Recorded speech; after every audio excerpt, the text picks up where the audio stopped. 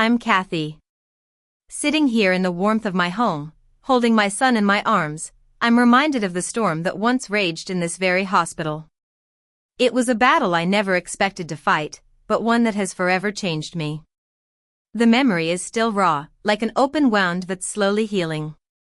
I can still feel the sharp pain from the cesarean section, the heavy weight of the post-operative drugs, and the fear that clawed at my heart when I heard those footsteps in the hallway. It was 6 hours after an emergency cesarean.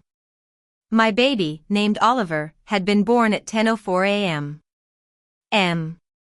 I'd only held him for 30 seconds before the nurses whisked him away to the level 2 nursery. They said it was just standard monitoring after a C-section, but my heart ached for him. I was lying in my recovery room, still stitched up and bleeding. My legs were numb from the fading spinal block, and I felt completely alone. My husband, Daniel, is a renowned cardiologist here at the hospital. He was 3 floors down, performing an emergency heart surgery. I couldn't reach him, and I needed him more than ever. Suddenly, the door to my room opened. In walked my father, Henry Thompson, a powerful and controlling man. He was a well-known lawyer in the city, used to getting his way. Behind him stood my mother, Linda Thompson, with a pre-packed diaper bag in her hands. She avoided my eyes, her face pale and drawn. Alongside them was a lawyer, Mr. Grayson, a tall and imposing man in a dark suit. My father sat down forcefully on the visitor's chair, his eyes cold and calculating. "Kathy," he said in a cold voice, "you're too unstable to be a mother. A woman in your state has no right to raise this child. We're taking our grandson home before you ruin him." I stared at him in disbelief. The words hit me like a punch in the gut. I tried to speak, but my voice was hoarse. "What are you talking about?" I managed to say. My father reached out and grabbed a thick manila folder from Mr. Grayson's briefcase. "We've filed for emergency custody of Oliver today," he said, his voice flat and emotionless. "The paperwork is already with the court." I took the folder with shaking hands. On the cover, it said "Petition for Emergency Custody." As I started to read, my blood ran cold. It was filled with fabricated psychiatric reports. There were fake therapy sessions and false witness statements. It claimed that I had visited a Dr. Miller for psychiatric evaluations. According to the report, I was suffering from major depressive disorder and generalized anxiety disorder. I'd never even heard of Dr. Miller, and I'd been at work on the days these so-called sessions were supposed to have taken place. I had the time cards and emails to prove it. As I read on, I found statements from witnesses I'd never met. They claimed to have seen me crying and expressing doubts about motherhood in public places. My mother's signature was also on a supporting statement, saying that she'd witnessed my declining mental health over the past year. I looked up at her, tears in my eyes. "Mom, you signed this? You haven't seen me in years. You didn't come to my wedding, and you ignored my pregnancy news. How could you do this?" My mother looked away, her face full of guilt. "Your father said it was for the best," she whispered. I turned to my father, my anger boiling over. "You fabricated these records. This is fraud," I shouted. My father remained calm. "The documentation is legitimate, Kathy. The court will see that you're not fit to be a mother." Just then, the head nurse, Mrs. Harris, walked into the room. She was a strong-willed woman in her 50s, who had worked at the hospital for over 30 years. She'd known my mother when they were both young nurses here. "Mr. Thompson," she said firmly, "I need to check on Kathy's vitals." My father tried to brush her off, but she positioned herself between him and the hallway, blocking his way to the nursery. She took my blood pressure and adjusted my morphine drip, her eyes sharp as she assessed the situation. I was in a panic. If they reached the nursery while Daniel was still in surgery, they could take Oliver away. I could picture them walking out with my baby, the nurses handing him over because the paperwork looked official. Mrs. Harris typed a line on the computer terminal just outside my door.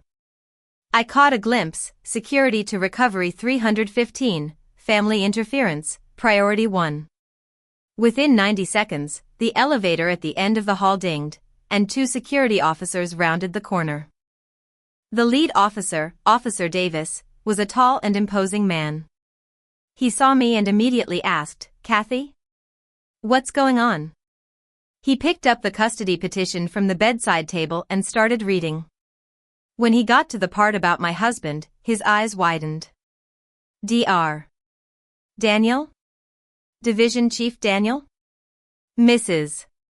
Harris stepped forward. Mr. Thompson, did you know your son-in-law is the Division Chief of Cardiology here at this hospital? And Kathy is a well-respected social worker who fights for vulnerable children every day.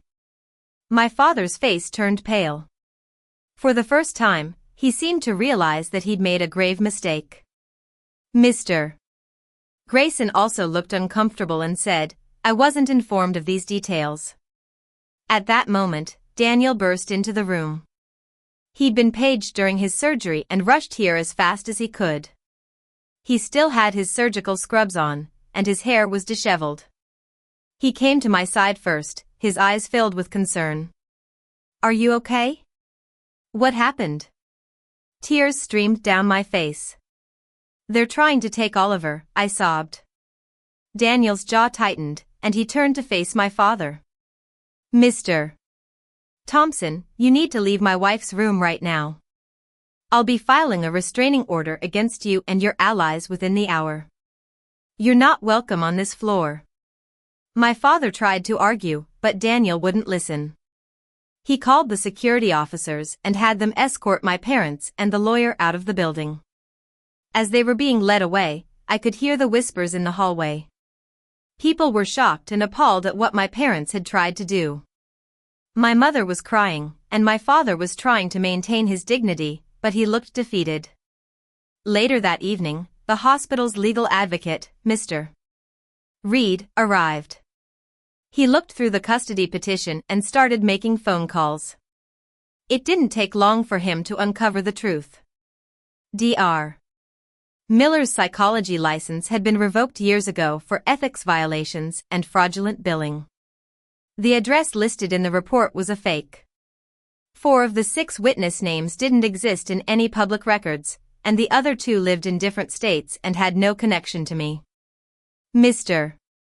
Reed also found out that my father had been trying to access my employee and medical records without permission for months. These were HIPAA violations, serious federal crimes. "Your father hired a discredited practitioner to fabricate evidence, Mr. Reed said. This is not just a custody overreach. This is fraud and potentially criminal. We filed an emergency temporary restraining order that night. It was approved, and my parents were ordered to stay 500 feet away from me, Daniel, and Oliver for 2 years. A full hearing was scheduled in 14 days. As I was looking at Oliver's empty isolette across the hall, I just wanted to hold him in my arms. Mrs. Harris smiled at me. "I'll bring him in," she said. 3 days later, we were finally going home. Daniel drove carefully through the rain, and I held Oliver close to my chest. I felt a sense of relief and also a newfound strength. A few weeks later, I received a message from my mother. "Kathy, I'm sorry. I should have stood up to your father earlier. I know I made a terrible mistake. I didn't respond right away. I needed time to think." 2 weeks after that, she filed for legal separation from my father. 6 weeks later, I received a handwritten letter from her. She said she was in therapy twice a week, staying with her sister, and that she knew the custody plan was wrong. She also said that she didn't think she deserved to see Oliver yet, maybe not ever. I wasn't sure what to do. I looked at Oliver, at the beautiful life we were building, and I knew that I needed to protect him. I also knew that I might one day be able to forgive my mother, but only if she showed real change. A few months later, I returned to the hospital to visit Mrs. Harris and the rest of the team welcomed me with open arms. They passed Oliver around, cooing and making baby noises. As I sat there, looking at Oliver, I thought about the whole ordeal. I'd fought for him when I was at my weakest. I'd chosen myself and my family when everyone expected me to back down. I realized that I'd broken a cycle of control and toxicity that had run through my family for generations. I was free to define my own life, my own family, and what love really meant. And no one, not even the people who gave birth to me, could ever take that power away again.